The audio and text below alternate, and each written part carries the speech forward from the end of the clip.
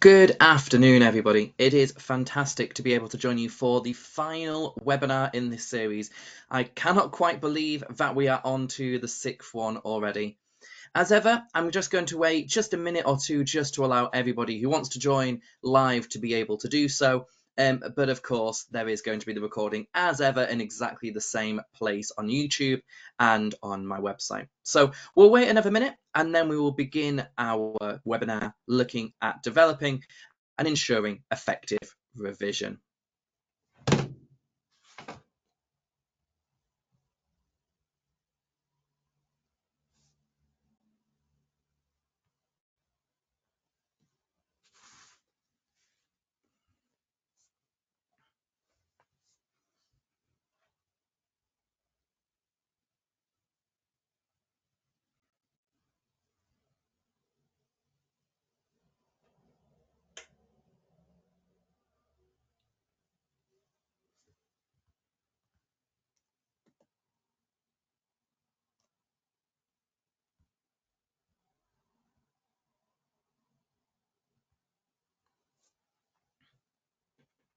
Good afternoon to everybody who is just joining us. Welcome to the final webinar in this six-part webinar series.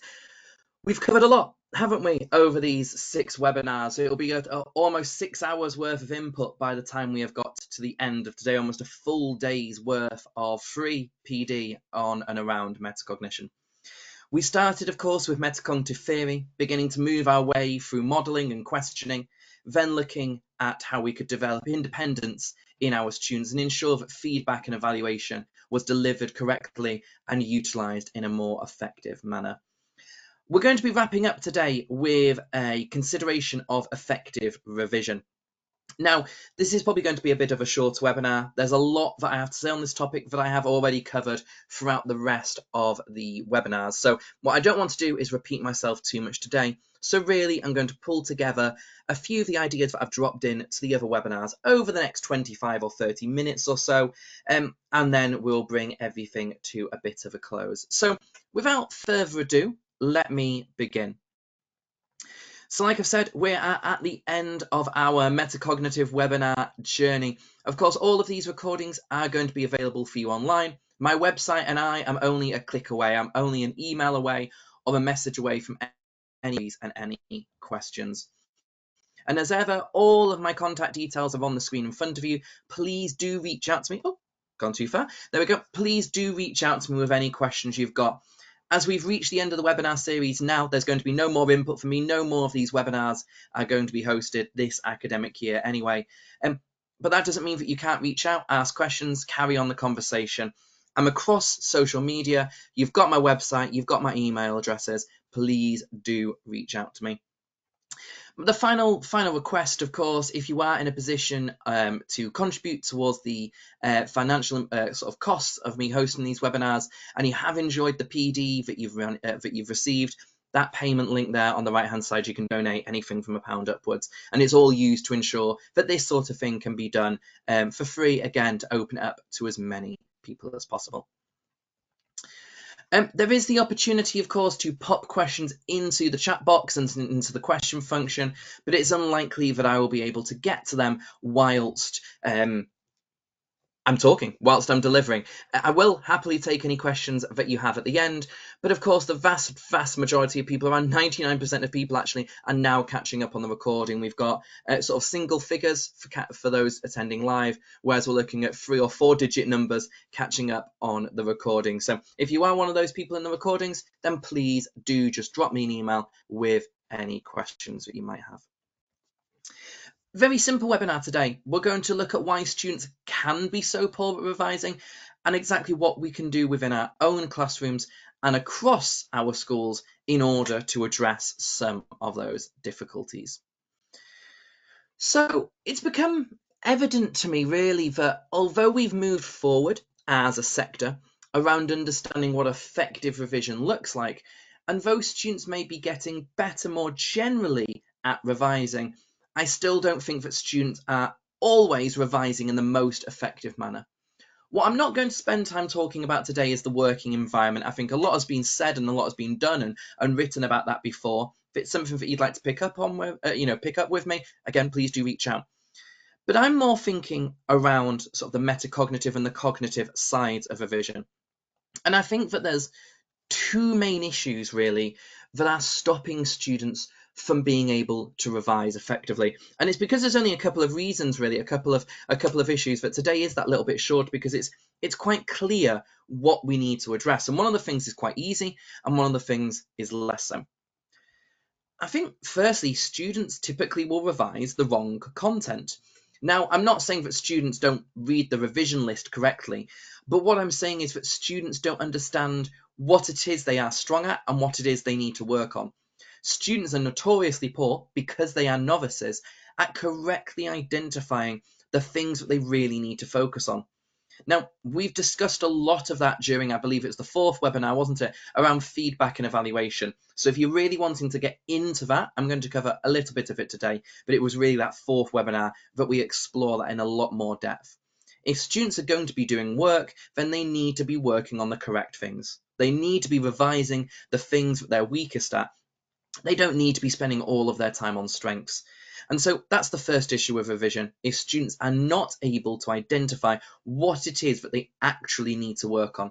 And that's not just cognition, is it? That is also to do with knowledge of task and knowledge of strategies. Students can know all of the information, but if students aren't able to understand what question or sort of how they're supposed to answer the question, or what strategy they're supposed to deploy, then again, those are things that they need to be working on, maybe through looking through past papers or actually answering as many questions as possible. So that definitely fits in with feedback and evaluation and is part of a wider discussion around ensuring that students are focusing on the right things. So that's the first issue. And I think the second issue is maybe a little bit more straightforward, but students are revising in the incorrect ways. And I'm going to bring this webinar to a conclusion later with exploring what is effective and what is an ineffective way of revising. Now, today I'm not actually going to draw upon any of my work on my writing, actually, apart from the last couple of slides. I'm actually going to draw upon the work of 3 fantastic colleagues who have all contributed a chapter to my second book, Teaching Hacks, Fixing Everyday Classroom Issues. The reason why? Because they're experts and they've done a lot of research in this area, and they've got a lot of very good case study for us to look at and consider to allow us to understand why students struggle so much when it comes to revision. Now, I'm going to summarise a bit of the work from Elizabeth Mount Stevens, who I spent a lot of time talking about during the 4th webinar, because her insights really do help us in understanding what makes effective feedback and effective evaluation. Now, what Elizabeth writes about is that the better predictor of student success are study choices and not prior achievement. So we really need to get students to be better at studying and to do the right things at the right times if we want them to do well. But actually, what we have are a set of students as a cohort, really, as a population who are or struggle with identifying their own strengths and their own weaknesses, and thus they're ineffective and they spend time working on things that they don't really need to be working on, or they display an overconfidence that only gets addressed after several failures, and that's not really how we want to see overconfidence addressed. So what do we do about it? Well, it's all about developing a student's understanding, isn't it, of their cognition. And we've said that cognition is self, task, and strategies. What is it that I know and what is it that I don't know? Task, what am I actually being asked to do? What do these questions demand of me? Do I understand the command words being used and the type of layout and sort of solution that the individual is looking for? And then strategies. Well, how do I actually go about doing this in an effective manner? And too often we think about revision as focusing on information. What do we and what do we not know? And that's obviously a huge part of it. If students are revising things that they already know, if they're already an expert at fractions and that's all the work they do, well, it's not really going to be doing very much for them apart from taking up a lot of time and maybe making them feel quite good because they keep getting things right. So we do need students to be working on their weaknesses. We do need students to be able to accurately identify the cognition, the recall, etc. that they are struggling with, because that is obviously where the majority of time needs to be spent. And sometimes it needs to be spent revisiting and recalling things that we already know, but it shouldn't be the majority of our time. And I think that's really where we need to consider what revising means, because it doesn't mean to learn for the first time. It means to revisit, recall, and make sure we still know, in effect. And so strengths should still be in that area, but actually weaknesses are the things that we're going to need to recall and focus on more, and actually the revision actually does become a bit more of a relearn or a reteach. But it's not just about pure facts. It's not just about what do I and what don't I know. It's also about, well, can I answer this question? Do I know what this question means?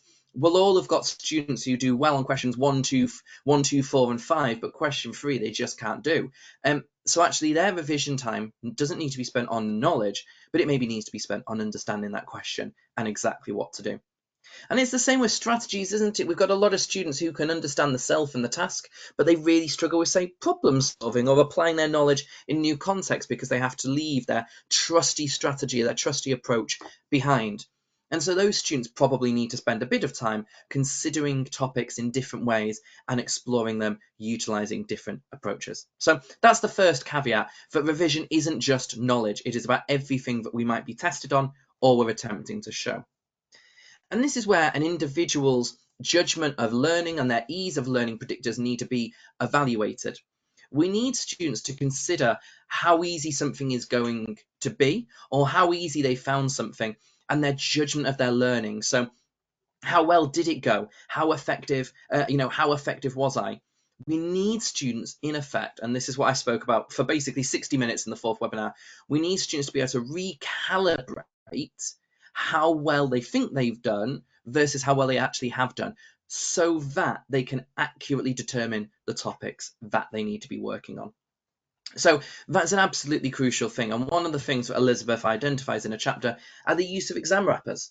Exam wrappers are used frequently across schools, but very often students are asked to evaluate once the expert, i.e. the teacher, has done some marking, given some feedback. And this is actually the wrong way round. What we need to do is we need to get students to evaluate both before and after that expert input. We need students to try to consider how well they've done and what their strengths and what their weaknesses are before they actually get that input from the expert.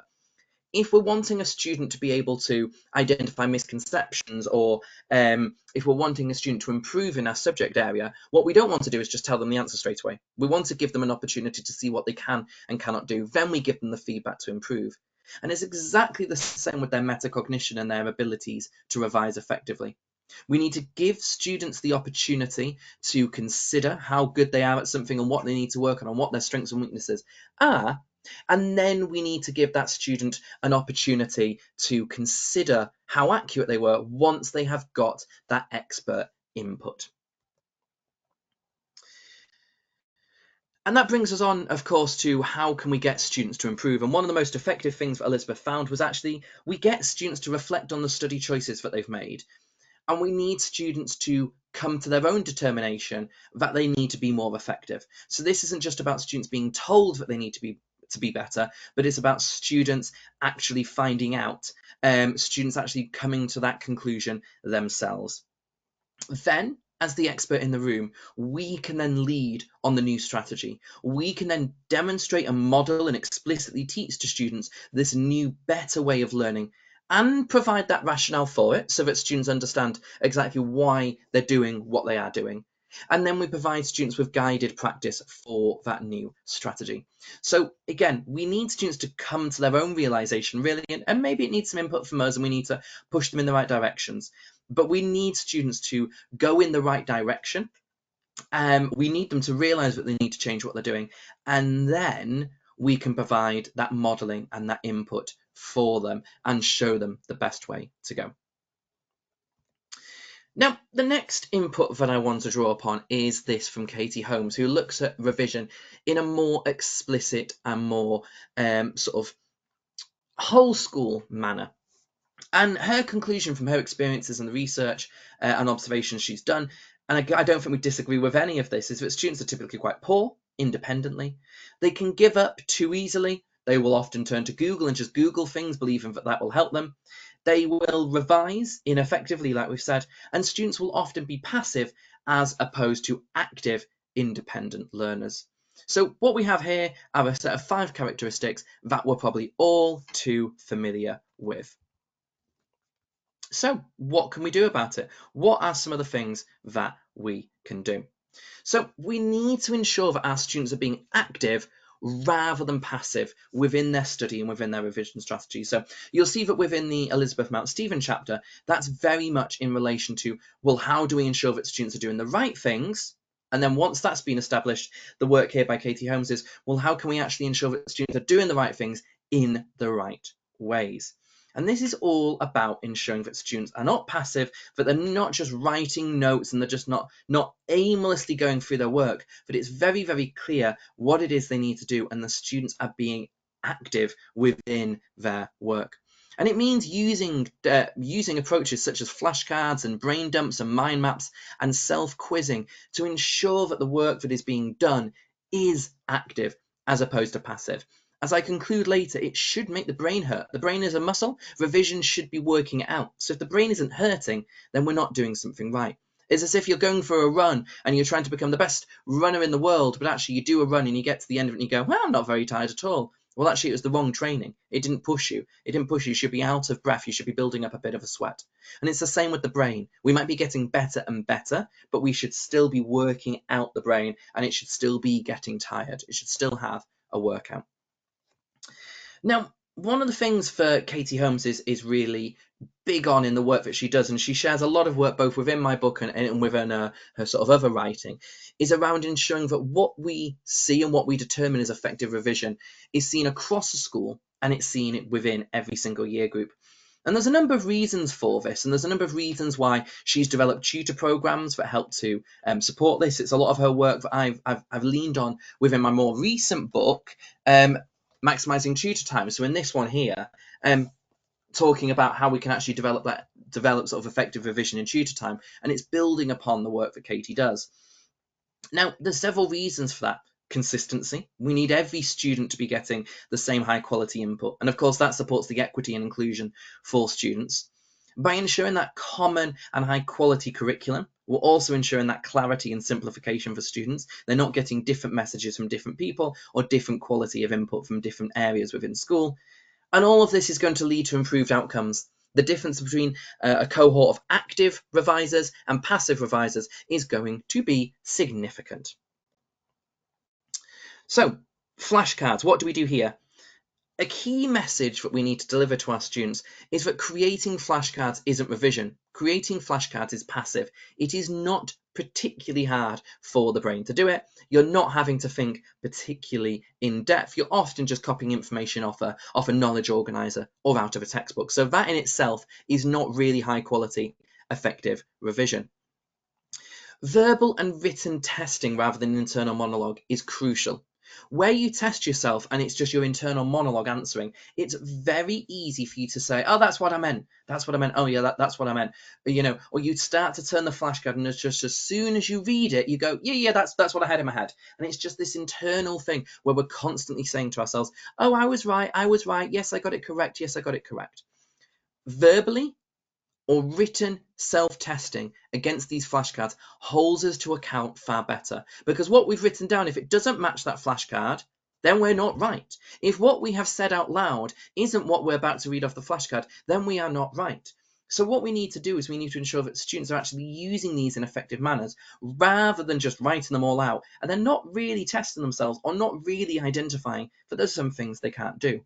So a lot of this is around culture, but it's also around understanding or developing students' understanding that they should get things wrong and it should be difficult and that it's okay. And actually, if they're getting everything right, then they're almost doing it wrong. They shouldn't be getting everything right. There should be constantly something to improve on.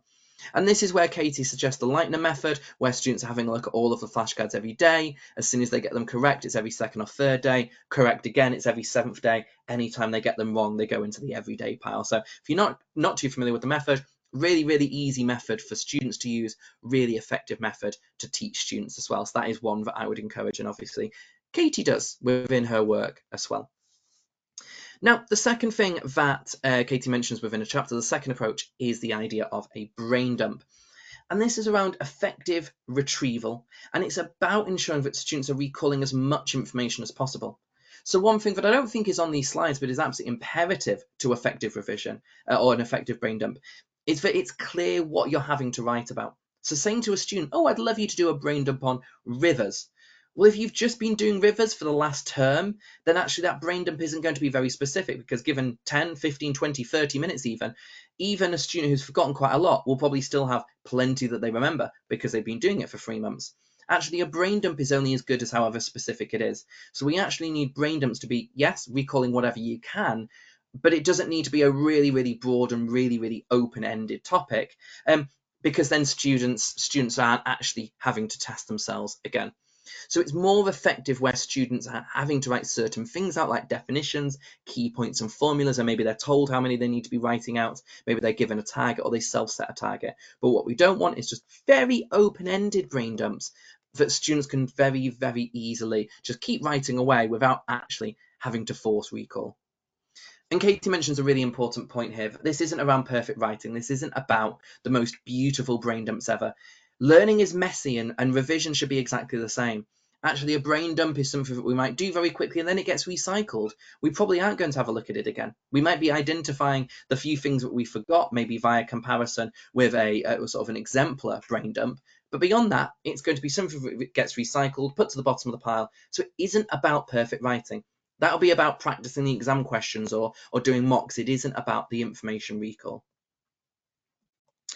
Thirdly, she talks of mind maps, and that provides, and I've talked a little bit about graphic organisers, not a huge amount, and actually graphic organisers is maybe something that we can have a look at in future, but graphic organisers or mind maps provide us with that visual aspect of supporting with planning and supporting with retrieval. The focus here is on short sentences, it's on recall, it's not about layout, it's not about on something being beautiful.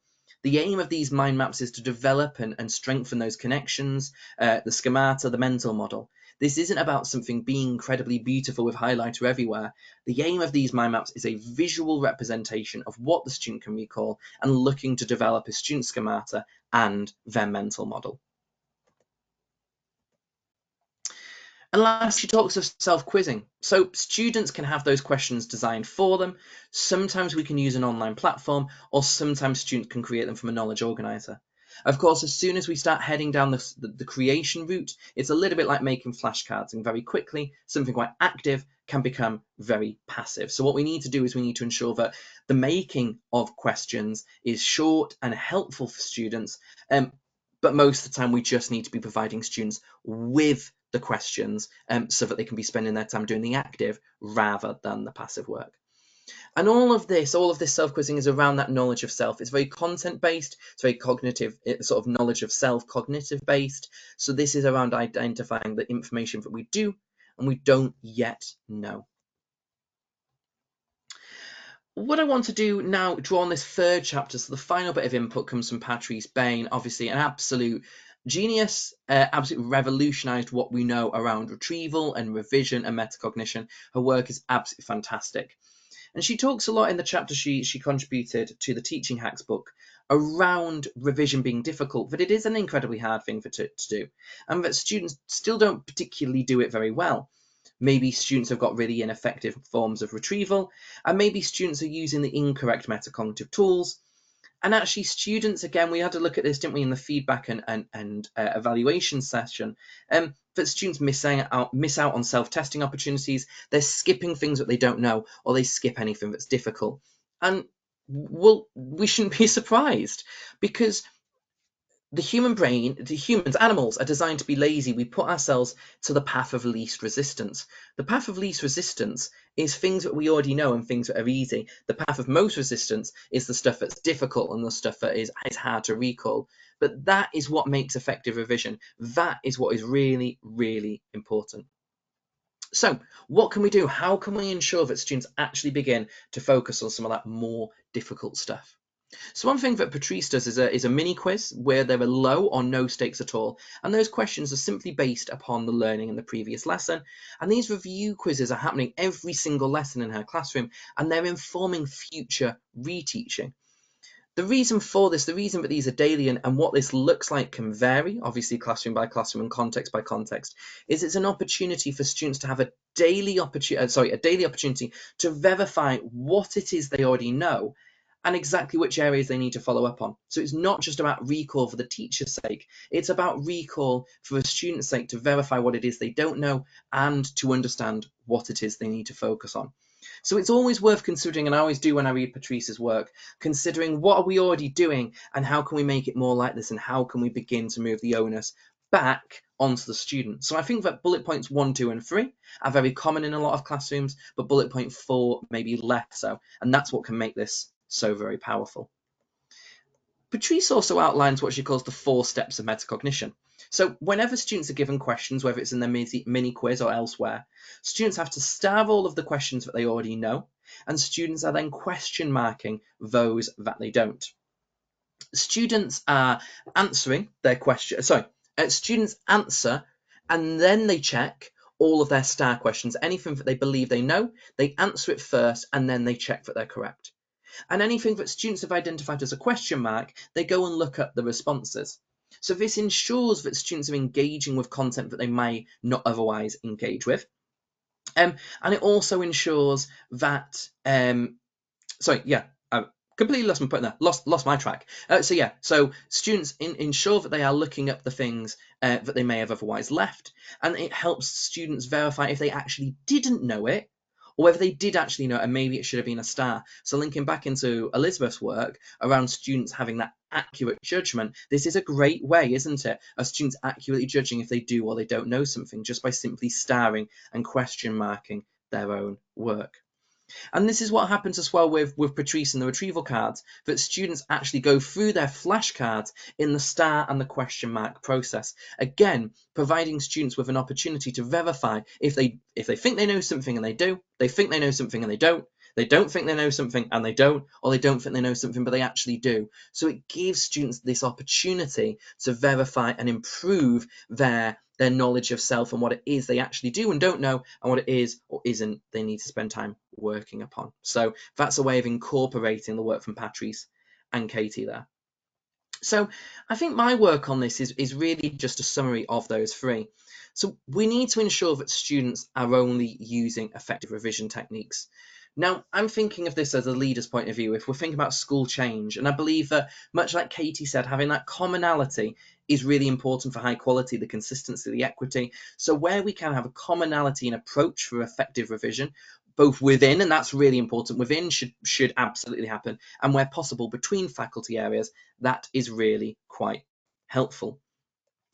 Of course, different faculty areas may look slightly different because they've got disciplinary subtleties, but really we want to have a commonality across subjects within a school, and they all need to be based upon being active as opposed to being passive, and ideally they need to be taught and developed in the same ways.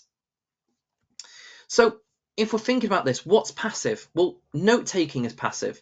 Poster making is passive. Reading or rereading is passive. Flashcard making, like Katie says, is passive. Even marking our work is passive unless we're either A, comparing it to what we believe we got, and sort of doing a little bit of that Patrice work and seeing if we were or we weren't right, or marking only becomes active if we actually do something about it and we're then going on to revise that information.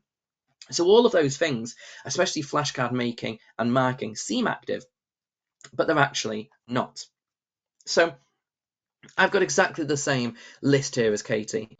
What makes active revision? Well, it's self-testing. Flashcards or longer form self-testing cover something up and test yourself against it. It's any assessments that students use in mock and past papers. It's any specific brain dumping, and it's any specified recall around formulas and around dates. So it's about making the passive active, and it's about ensuring that students are revising the things that they actually do need to be revising, because otherwise we just end up spoon feeding them, and we can't always tell students what it is they need to work on. We can't be a little academic angel on their shoulder who's constantly saying, do this, don't do that, don't waste your time. We need to develop in those opportunities that Elizabeth talks about, and we need to develop these strategies that Katie talks about in order to have a more effective sort of set of students revising and within our schools as well. And that brings us to the end. Like I say, today was half an hour. There are 2 things that we need to focus on. Effective revision strategies is a little bit easier, ensuring that students are revising the right things, a little bit more difficult. I think the only thing that I'd want to throw in there now, just reflecting upon it, is students also using the right revision strategies at the right time. There have been times this year where I've gone into schools and seen students revising using effective methods, but it isn't the most effective method for what they're doing. So flashcarding, everything, okay, may be helpful, but actually sometimes maybe a brain dump would be more effective, or maybe being given a diagram and trying to recall the information around that diagram is again more helpful, maybe a revision clock, whatever it might be. So there are times and places for different revision approaches, and so that's also something that we can work on with our students, ensuring that they're doing the right things at the right times or with the content that they really need to focus on. And so, yes, that does bring us to an end. 5.5, a bit more than that, hours worth of PD. Everything that you need to know to start and to continue your metacognitive journeys. I'm across all of those social medias as mentioned. I am only ever a click away. My website is only ever a click away. These recordings will stay for as long as they can on my website. They're not going anywhere. So please do share them with anybody and everybody who you think might appreciate them. Please do reach out as well if you're wanting some tailored support within your own faculty area, year group, school, trust, leadership team, whoever and whatever it might be. Please do reach out to me for any input that you may want. There is, of course, time for questions, but otherwise I'm going to thank everybody who joined live for joining live. Thank you very much for attending. And everybody who is catching up on the recording, thank you ever so much. Really do appreciate it. Thank you to quite literally the thousands of people who have engaged with this webinar series, and hopefully over the coming weeks and months, this will continue to grow. Thank you so much for being on this journey with me. I'm only ever a click away, and keep being metacognitive. Thank you very, very much, everybody. Please do take care. And for those of you who are about to go on school holiday, please do enjoy the sun, enjoy a bit of a break, and I'm sure we'll all catch up on our metacognitive journey soon. Thank you very much, everybody.